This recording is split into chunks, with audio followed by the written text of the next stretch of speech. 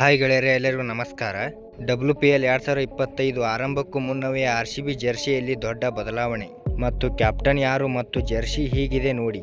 ಹಾಗಾದರೆ ಸುದ್ದಿಯ ಸಂಪೂರ್ಣ ಮಾಹಿತಿ ಏನು, ಹೀಗೆ ಇದರೆಲ್ಲದರ ಬಗ್ಗೆ ಹೇಳುತ್ತೇನೆ. ವಿಡಿಯೋ ಸಂಪೂರ್ಣವಾಗಿ ನೋಡಿ.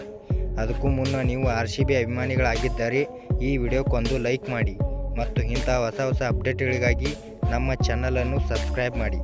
ಬರ್ರಿ ಮತ್ತು ವಿಡಿಯೋ ಸ್ಟಾರ್ಟ್ ಮಾಡೋಣ. 2025 IPL ಆರಂಭಕ್ಕೆ ಇನ್ನು ಸುಮಾರು 1.5 ತಿಂಗಳು ಬಾಕಿ ಇದೆ. ಆದರೆ ಈ $1 ಮಿಲಿಯನ್ ಟೂರ್ನಿಗೂ ಮುನ್ನ ಮಹಿಳಾ ಪ್ರೀಮಿಯರ್ ಲೀಗ್ ನಡೆಯಲಿದೆ.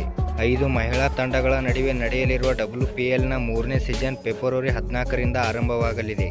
ಆದರೆ ಇದಕ್ಕೂ ಮೊದಲು ರಾಯಲ್ ಚಾಲೆಂಜರ್ಸ್ ಬೆಂಗಳೂರು ಮಹಿಳಾ ತಂಡದಲ್ಲಿ ಜೆರ್ಸಿಯಲ್ಲಿ ದೊಡ್ಡ ಬದಲಾವಣೆಯಾಗಿದೆ.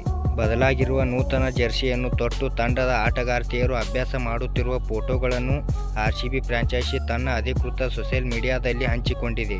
ವಾಸ್ತವವಾಗಿ RCB ಮಹಿಳಾ ತಂಡದ ಆಟಗಾರ್ತಿಯರ ತರಬೇತಿ ಜೆರ್ಸಿಯಲ್ಲಿ ಬದಲಾವಣೆ ಮಾಡಲಾಗಿದೆ.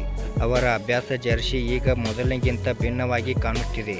RCB ಸೋಷಿಯಲ್ ಮೀಡಿಯಾ ಖಾತೆಯಲ್ಲಿ ಹಂಚಿಕೊಂಡಿರುವ ಫೋಟೋಗಳನ್ನು ತಂಡದ ಆಟಗಾರ್ತಿಯರು ಹೊಸದಾಗಿ ವಿನ್ಯಾಸ ಮಾಡಿರುವ ಜೆರ್ಸಿಯನ್ನು ತೊಟ್ಟು ಮೈದಾನದಲ್ಲಿ ಅಭ್ಯಾಸ ಮಾಡುತ್ತಿದ್ದಾರೆ.